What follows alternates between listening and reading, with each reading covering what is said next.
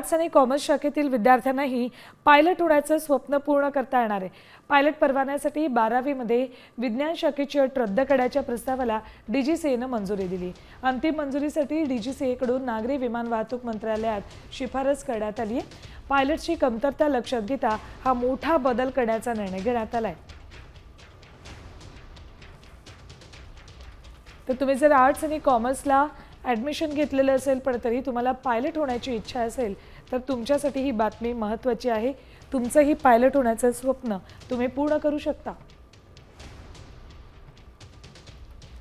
तर याबाबतचे अपडेट्स घेऊयात आमचे प्रतिनिधी प्रमोद उगावले यांच्याकडून। प्रमोद, काय अपडेट्स आहेत, काय नेमकं म्हणतंय DGCA या बाबतीत? आधीच्या नियमावलीनुसार DGCAच्या नियमावलीनुसार फक्त सायन्स शाखेतल्या विद्यार्थ्यांना पायलट बनता यायचं आणि ज्यांनी रसायनशास्त्र आणि फिजिक्स हे दोन विषय ज्यांचे कंपल्सरी असतील अशाच लोकांना पायलट बनता यायचं। परंतु आता DGCAच्या नवीन नियमावलीनुसार आहे ना, कॉमर्स आणि आर्ट्स या दोन्ही शाखेतल्या विद्यार्थ्यांना कमर्शियल पायलटचं ट्रेनिंग घेता येणार आहे।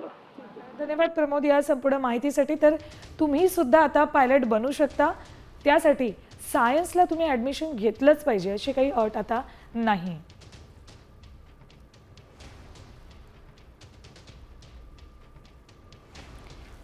तर आर्ट्स आणि कॉमर्सचे विद्यार्थी कायमच पायलट बनण्यापासून वंचित राहतात। स्वप्न जरी असलं तरी फिजिक्स आणि एकंदरीतच सायन्समधले विषय आणि त्याबाबतची भीती यामुळे विद्यार्थी आर्ट्स आणि कॉमर्सकडे वळतात।